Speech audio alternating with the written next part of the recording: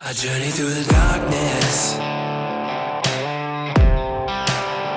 through the deepest and the hardest.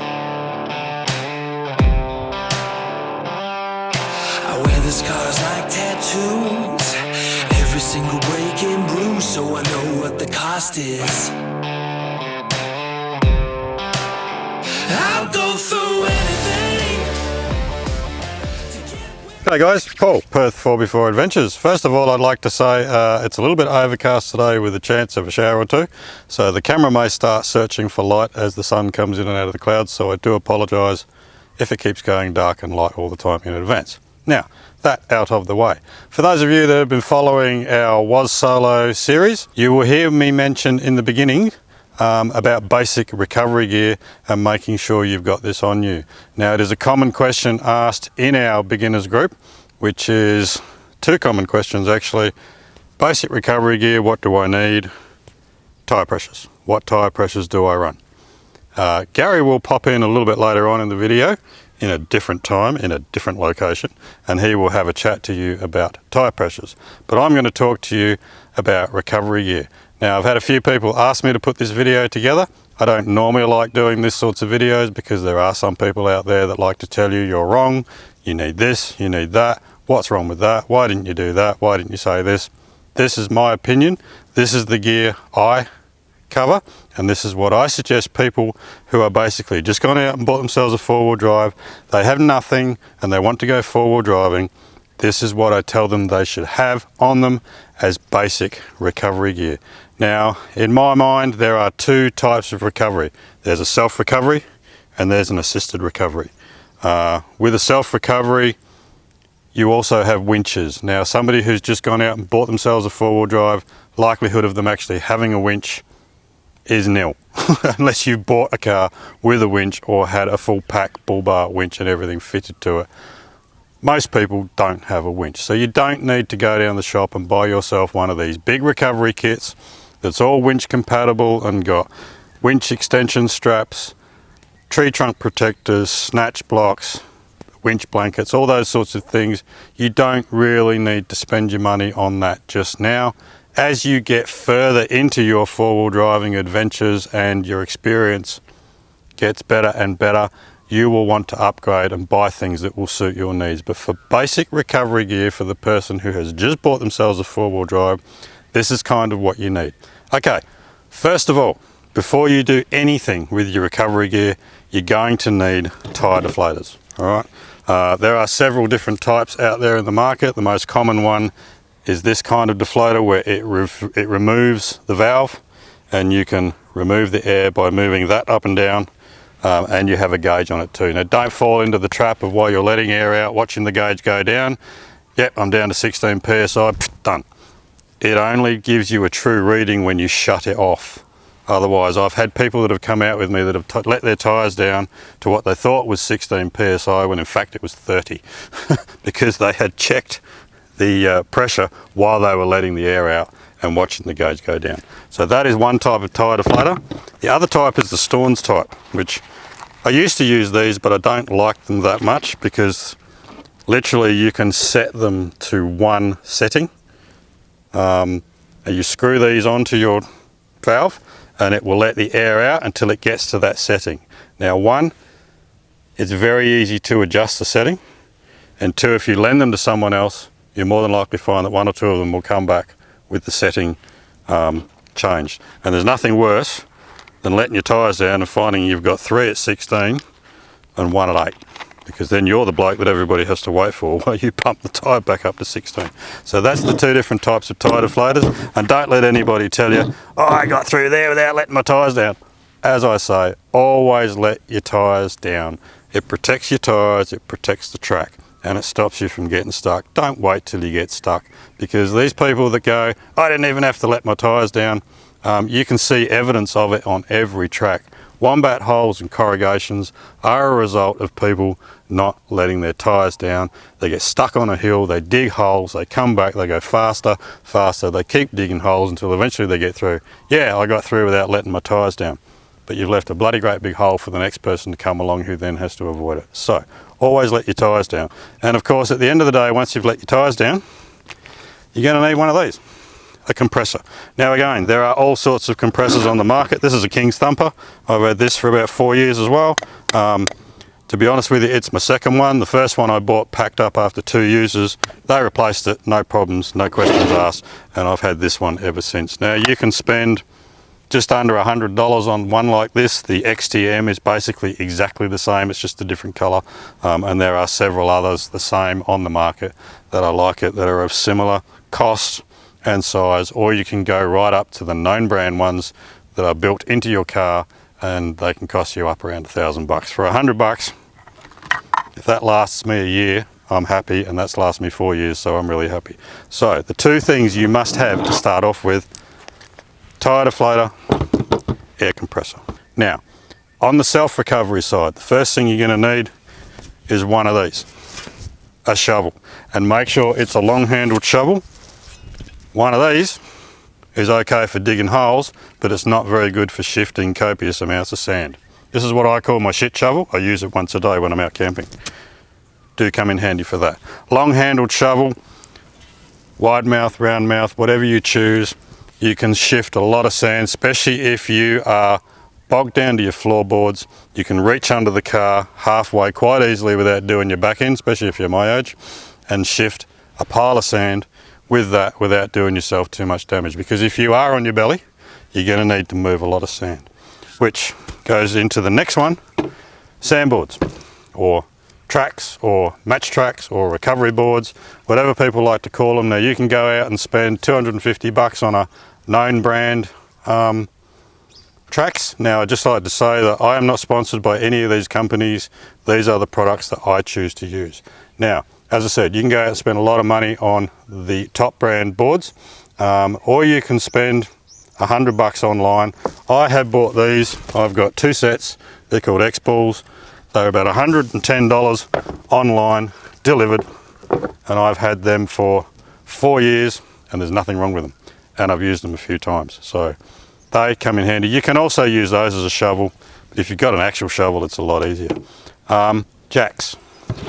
The jack can come in very handy. If you are down to your floorboards, and I've done this myself, my worst bogging was on a beach at Jurien with an incoming tide, and it didn't matter how much sand I moved, I could not get out. If you've got one of these, you can buy them at the King Superstore for about $10. Goes underneath your jack. If you actually jack the car up and stick the boards underneath the wheels, you can drive out. I had to do this down at Jurien. The sand was so soft, I literally 3-4 times in a row, I jacked the car up, put the boards underneath the wheels, drove forward, got stuck. Jacked the car up, put the boards underneath the wheels, drove forward, until eventually I got out. Come in very, very handy, and that allows you to get under the car and jack the car up. So if all else fails, that is really good in your self-recovery. We'll just put those aside.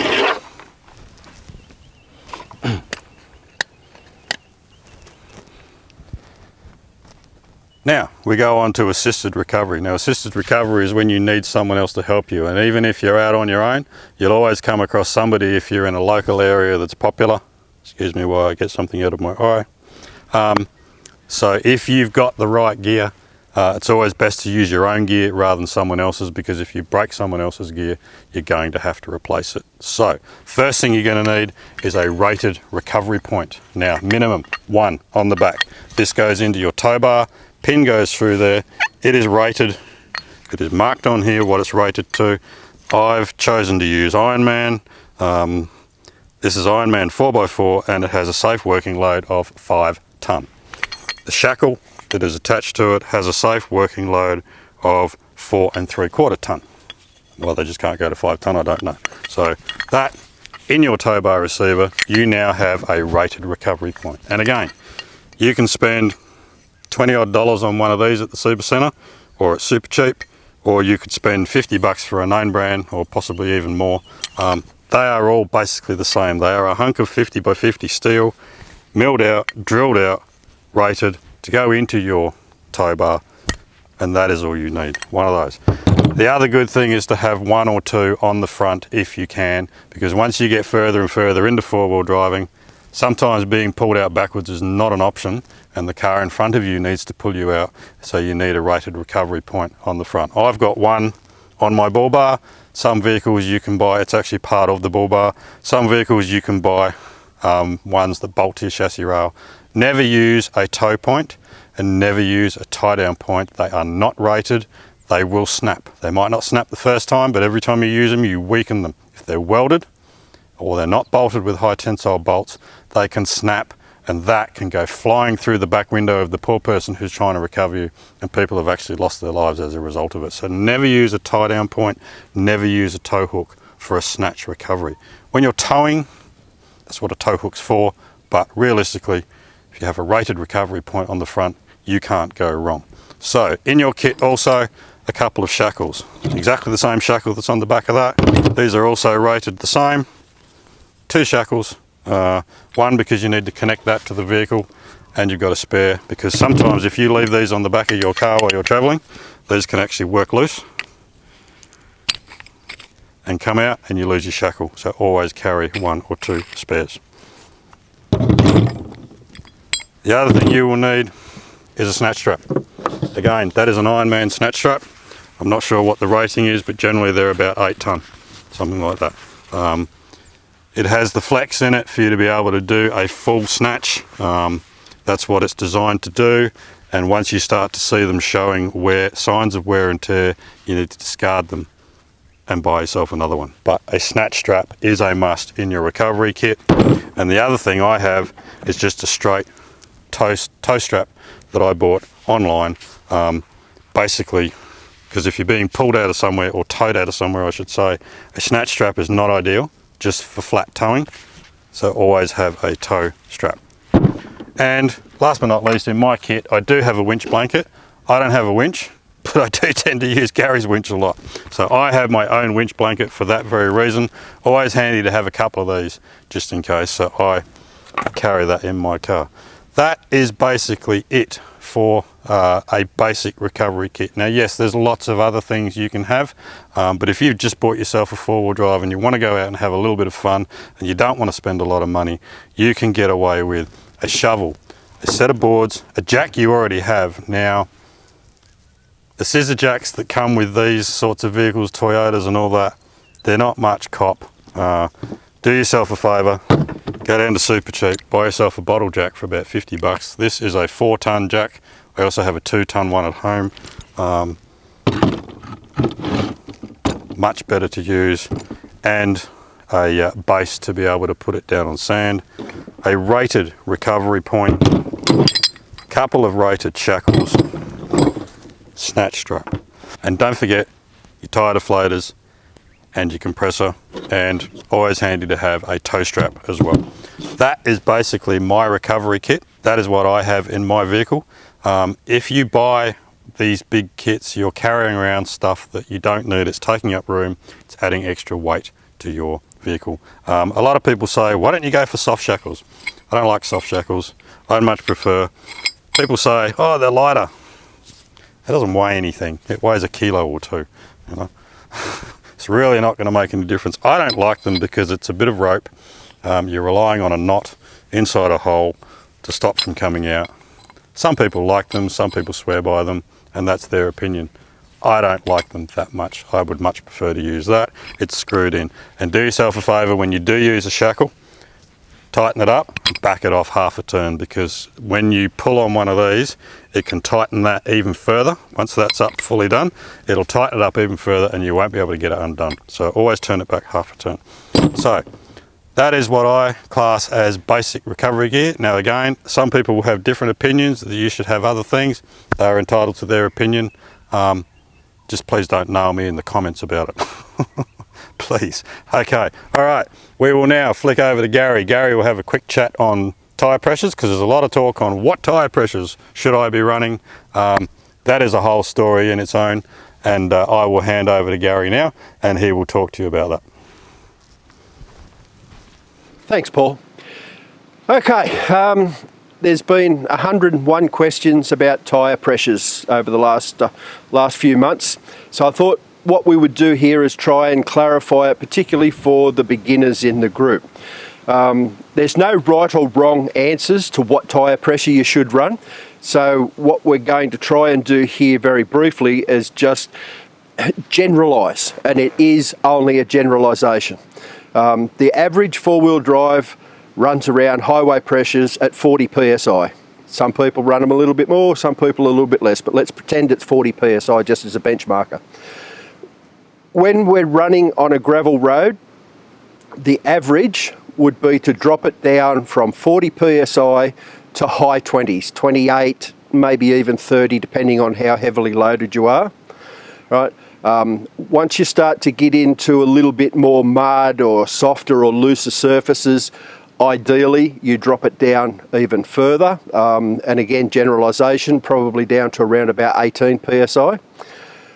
When we're talking about mud, sand, normal sand, not super soft sand, we're probably looking at around about 14 to 16 psi in general. And then obviously when it gets really soft in sand, down to 10. Okay, and like I say, that's a real generalisation. I'm not sure if Brad's car is in shot here. Brad's car weighs probably about 3.5 tonne with all of his bits and pieces in it. Those generalised tyre pressures that I'm talking about would probably suit Brad's car quite perfectly fine. For those of you that know that I drive a JK two-door, I weigh 1,800 kilos. 1,800 kilos, you can forget those generalised tyre pressures that I'm talking about. On a gravel road, I drive around at 25 psi. As soon as I start hitting mud, dirt, rocks, sand, I'm down to 14, maybe sometimes lower. Soft sand, 10 psi maximum. Another, I won't call it a myth, but something that's probably not 100% accurate. People say if you're down to 10 psi or a little bit lower, you risk rolling your tyre off the bead. Is there a risk? I suppose there is. But to be perfectly honest, as long as you're not making tight turns, doing stupid shit like, you know, donuts, it's not the thing to do at low psi. You take gentle turns, you don't do anything aggressively, you're very, very, very unlikely to roll a tyre off the bead. I've run my JK as low as 6 psi, right? Yes, straight lines, had to get out of a bog, out she went, then pumped them back up to 10 and away I went. Never had a problem, right? So there's, like I say, there is no 100%, this is what tyre pressure you should run, this is what tyre pressure you shouldn't run. So what I would suggest to you is you use these generalisations that I've put out there, see how it suits your vehicle, because every vehicle is going to be different. Things that you really need to take into consideration is number one, the weight of your vehicle. Number two, what tyres you're running. Because if you start dropping tyres down as low as 10 or 12 psi and you're running your normal street tyres on a brand new vehicle, all bets are off. That's just not what you do. I'm talking about your all-terrains, your mud terrains, your aftermarket tyres. If you're running normal street tyres, everything has to bounce up a couple of psi. So just bear that one in mind. But let's face it, a majority of four-wheel drivers are running aftermarket tyres, and it's usually an all-terrain or a mud terrain tyre. Hopefully this has helped clear anything up. If anyone has any further questions or want a specific, just drop a comment in this video and I'm more than happy to answer you specifically and try and help you out. Thanks, guys. All right, well, thanks for that, Gary. Tyre pressures and recovery gear, that's what it's all about. So for those that asked for this video, I hope you have learned something from it, and I hope this inspires you to go out and get the right gear. Now again, as I've said before, don't go over the top. Basic recovery gear is what you need, and if you're out with a group, somebody will always have something else that you might need. So thank you guys so much for watching. Thank you to those that support the channel. If you haven't already subscribed, please do so and hit that subscribe button and the little notification bell so you know when our next video pops up. And hopefully we will see you on our next adventure. Cheers, guys.